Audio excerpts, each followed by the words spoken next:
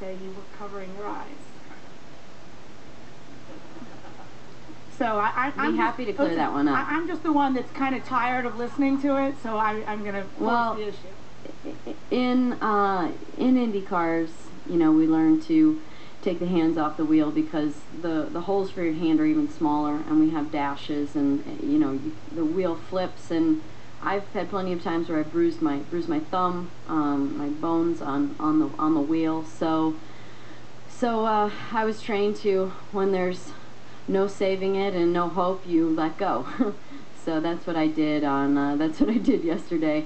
Was I covering my eyes? I honestly felt like my hands were down here, but they were higher than that, I guess. So I mean, I did watch it. I watched the second race, and then I went back and watched the accident. So no, I wasn't covering my eyes, but yes, I did close them as I got to the wall. So I didn't want my eyes to pop out of my head. So I obviously I tried to save it and went, there's nothing happening here, so I might as well just let go.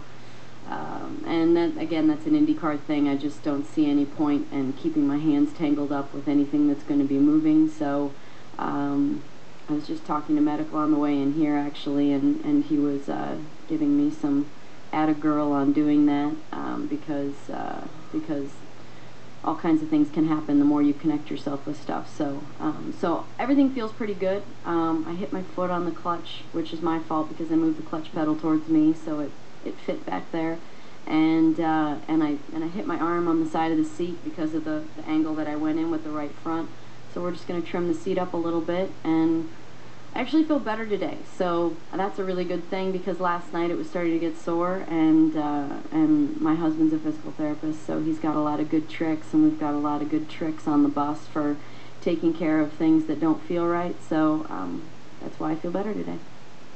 And as far as the impact goes, there's a little less room to move around in an Indy car, and you're very confined. And so if, like, my arm hit the side of the seat, because there's room for a seat to be, and there's room for angles. And in an Indy car, if your arm hits the side, it's literally just hitting the side of the car, the side of the tub.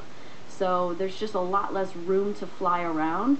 And when you hit in an Indy car, you hit quick, and there's a lot less recoil, I feel like. You know, it's like you hit and you slide along the wall, where I feel like in a stock car, oddly enough, the impacts feel kind of bigger in a stock car in a way, and I think it's because of the room you can move, and that the cars bounce a little bit more when they hit. They don't just crush and stop and slow down. There's a bounce there.